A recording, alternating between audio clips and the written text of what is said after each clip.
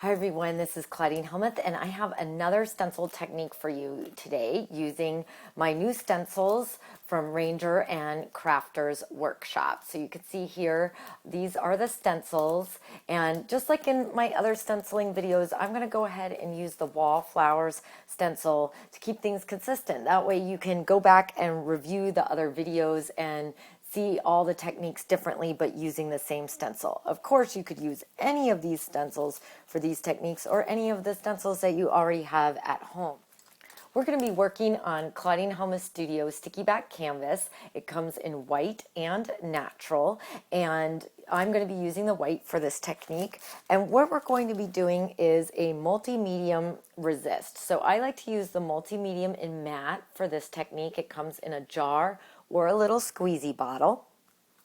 And I've just cut a little piece of sticky back canvas down to size, place my stencil on top, and with the squeezy bottle, it makes life really easy. I'm going to just squeeze out a couple rows of the multi-medium.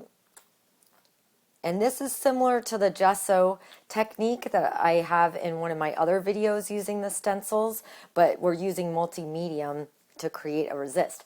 This is just a blank manila tag, and I like to use that to scrape my medium through my stencil. It's got some flexibility to it.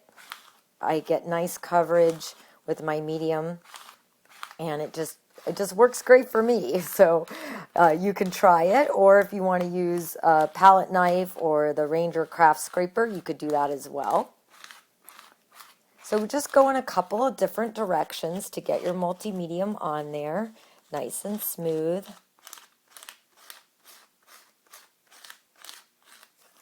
And then just lift off your stencil. Now at this point, it doesn't really look like very much has happened.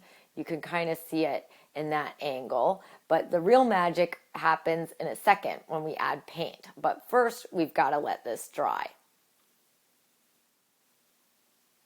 Okay, so here it is all dry. Now I don't know if you can see it on there, but there is a very faint texture pattern of the stencil with the multi-medium. And now we're going to enhance that pattern by adding paint. So I've got out a little bit of my Claudine Hellmuth Studio paint. This time I'm using sky blue. It comes in the 2-ounce or the little squeezy bottle. I just put out a little bit there on my craft mat. And then I'm going to use one of my paint brushes here. And I'm going to spray the paint with a little bit of water just here in my mister.